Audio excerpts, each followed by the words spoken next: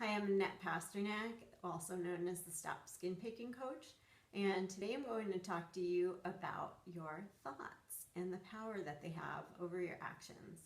So we all have this voice in our heads that, from day one pretty much has been telling us this and that and just talking to us all day long, right? And so we tend, because it's like such a part of us, because we hear it all the time, we tend to just believe everything that it says. But actually, that's totally not true. We lie to ourselves all the time. And the really good thing is that, these thoughts are changeable. So the lies that we're telling ourselves and the stories that we tell about ourselves and to ourselves, these things are totally changeable. So the negative ones that you have, all you need to do is learn how to replace them with positive thoughts. And these include just, really general kind of things that you think all the time. And then they also include these specific thoughts that get you to pick. And how those thoughts are like the only ones in your head. When those thoughts are the only ones in your head, you have no hope not to pick. Okay, so I need to teach you how to train yourself to add new thoughts in there in response to the thoughts that get you to pick. Okay, so I'm going to give you some examples, and you definitely should take notes because I'll explain to you how you're going to use this, and it is going to involve writing. It's going to involve practicing, drilling yourselves on the thoughts to make sure that you get the new thoughts into your head. Okay, so let's take an example of a thought that gets you to pick. If I were working with you one-on-one, of course, I'd have you try to think them up with me, but you can still do that, all right? When you think of something, just jot it down, and you can work on it later in the way that I'm going to teach you. But I'll start with some really common ones. So how about the thought, I need to get this.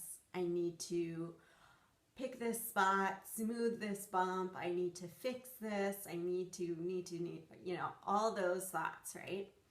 So these thoughts get you to pick because you have no other thought entering your head right after. Is that right?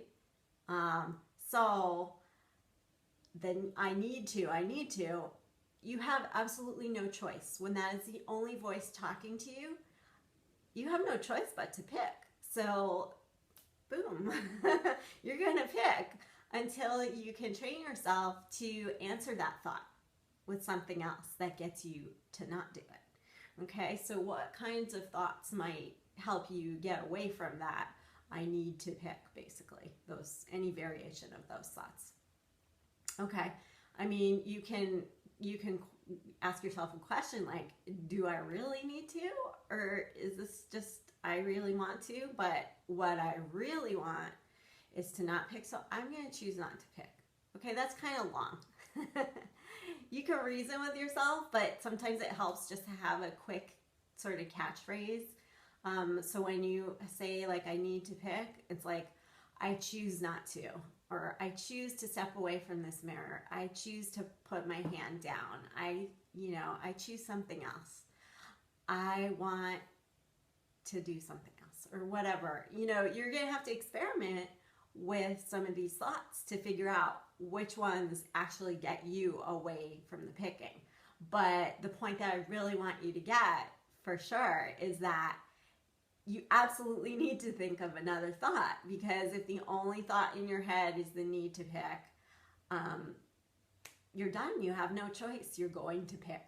Okay.